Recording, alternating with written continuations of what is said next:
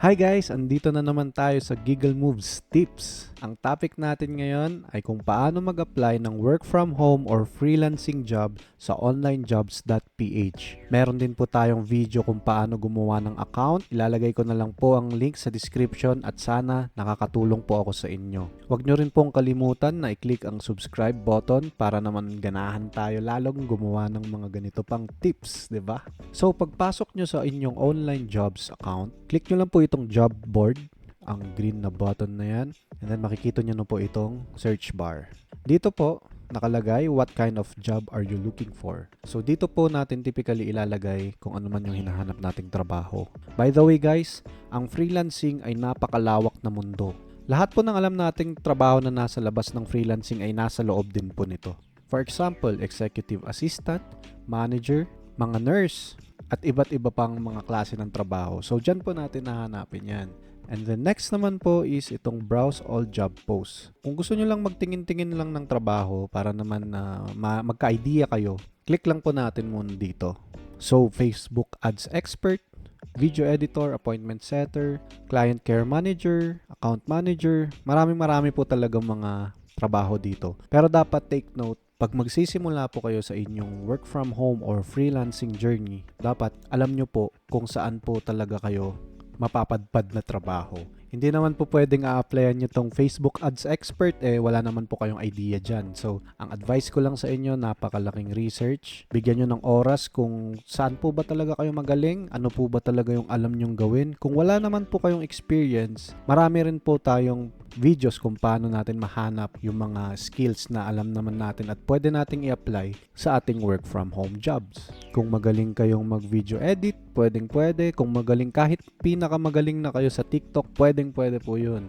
Basta take note nyo lang po, ang pag-freelance or ang pag-work from home ay napakahirap din po na bagay lalo kung wala talaga tayong experience. Pero wag po kayong mawalan ng pag-asa kasi lahat naman po ay nadadaan sa tamang research, tamang training at saka syempre lakas ng loob.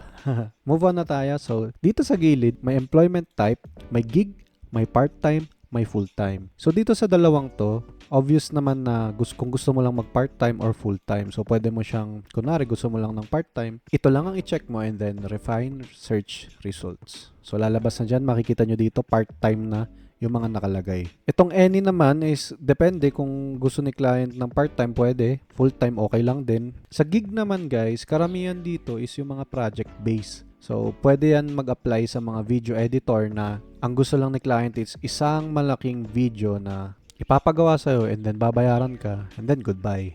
Parang ganun. Lalo sa mga web design, papagawan ka ng website and then pag natapos mo yung website, tapos na yung gig mo. Okay? So, kung ako, ang gusto ko lang ngayon ay part-time. I-refine search results natin yan and then dito sa search bar, hahanapan ngayon natin yung mga gusto nating trabaho or yung alam nating trabaho na gusto natin part-time lang. So kung ako ang mag-a-apply, hahanap ako ngayon ng email marketing. Tamang browse lang tayo kung ano man yung mga gusto nating applyan. Kunwari ito, virtual assistant for email and social media outreach. Click lang natin yan. Tip ko po sa inyo, bago po kayo mag-apply, wag nyo agad po i-click yung apply for this job. Basahin nyo po muna yung job overview kasi marami pong instructions dyan. Hindi lang po nila sinasabi yung mga gagawin nyo, pero minsan kasi may mga client na ayaw nilang mag-apply ka dito. Naglalagay sila ng link dito sa baba. And then, meron din minsan yung gusto nila ang subject line mo is ipoprovide nila sa pinakababa. Gaya neto. In the subject of your job application, mention instantly AI followed by the position you're applying for. So, hindi nyo siya pwedeng baliwalain. So, pasok na tayo dito. Apply for this job. So, ang sabi nga niya dito is, ang subject line natin is dapat nakalagay instantly AI. O, diba? Pag hindi nyo agad sinunod yan, sayang ang application nyo. Diba? Kasi baka ilalagay nyo, "Hi, I'm interested." 'Di ba? Susundin natin 'yan. Matuto tayong magbasa muna ng mga instructions, mga job overview bago tayo mag-apply. So 'yan, sabi nga nila doon, instantly.ai and then kung anong position daw yung gusto mo. So virtual assistant for email outreach. Ayan. So, nasunod naman natin yung kanilang instruction. So, dito naman sa message, guys, dito na po kayo mag-i-intro. Kung ano man po yung gusto nyong intro, nasa sa inyo na po yan. So, pwede natin sabihin, "Hi, I'm interested in the job that you have posted."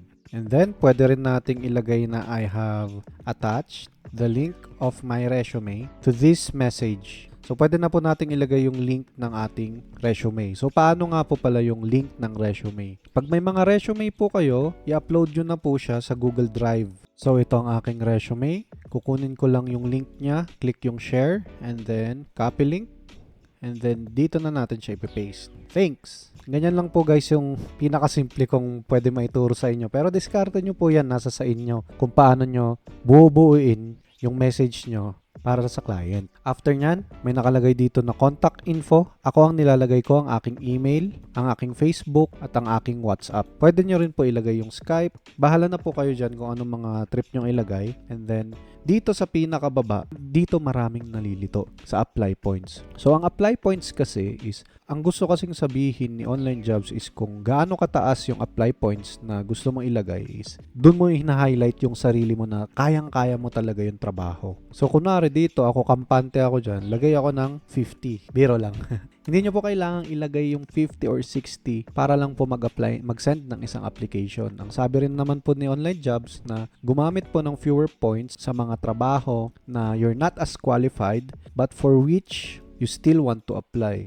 Ayan po ang sabi ni online jobs. Pero sa case naming mga freelancer, ang ginagamit lang po talaga namin dito ay 1 or 2. Kasi sayang naman po kung nag-apply ka at nilagay mo agad 50, mauubos po yan and then nagre-reset po yan. Sa pagkakaalam ko ay 1 week. So kung ginamit mo na yung 50 and then or ginamit mo yung buong 60, nakapag-send ka lang ng isang application, aantayin mo ulit mapupuno yan. Siguro by next week na ulit. So guys, dito ako mismo nagsasabi, hindi naman importante kung ilang apply points ang gusto nyong ilagay. Pwedeng 1, pwedeng 2. Pero kung talagang kampante kayo, at least gawin nyo lang na 10. Okay? So ayan, sa end ko nga, okay naman na ako dito sa application ko. And then, send email. Awesome! You have successfully sent the email for your job application. Ayan. So, pwede na ulit tayo mag-apply ng isa pang trabaho. So, kung naguguluhan po talaga naman kayo na maghanap ng trabaho or hindi nyo alam kung paano magsimula, wala kayong idea anong gusto nyong i-search dito sa jobs board, meron po tayong isang secret na ituturo na marami rin pong hindi nakakaalam. So pagpunta nyo po dito sa job board, scroll nyo lang po pababa hanggang makikita nyo po ito. Browse through our list of job posts. Andyan lahat po ng category ng mga gusto nyong trabaho. Merong accounting, marketing, office and administration kung may experience kayo sa office like admin kayo dati sa SSS, sa Pag-ibig, or kahit anumang office yan. Makikita nyo na rin po yung mga task dito or niche na sinasabi nila. Pwedeng calendar management, email management, marami po talaga yan. Scroll nyo lang po ng scroll hanggang mahanap nyo po yung pinaka nag-fit kayo na trabaho. So, kunwari magaling ka sa Adobe Premiere Pro, click mo lang and then lalabas na. Ayan, di ba? Nakita nyo, nakakategorize na siya sa video editor. So, pagpasok nyo dyan, sasabihin naman po nila na parang ito, example, we only accept candidates who use Adobe tools. O, diba? Isa pang advice ko guys is wag kayong mag-mass apply or mass application. Yun yung send na lang po kayo ng send ng application dahil nga 60 yung apply points natin. Pwede tayo mag-send ng 60 applications sa isang araw.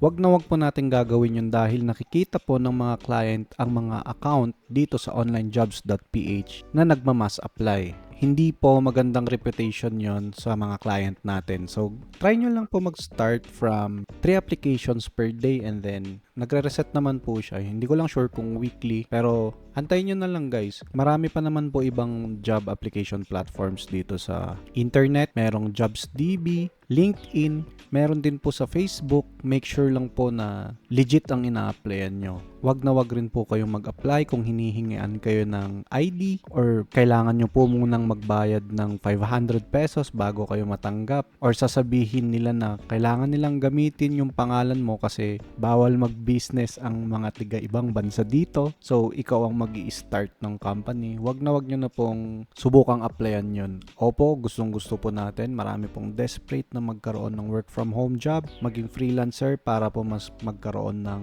oras para sa pamilya. Pero sana maging vigilant rin po tayo. Yun lang po, dito na po magtatapos ang ating video. Maraming salamat sa mga nanood. Sana nakatulong ako at kung may mga katanungan po kayo, mag-comment down below lang kayo and susubukan natin gawan ng video yung mga katanungan nyo. So wag kalimutan mag-subscribe. Maraming salamat po.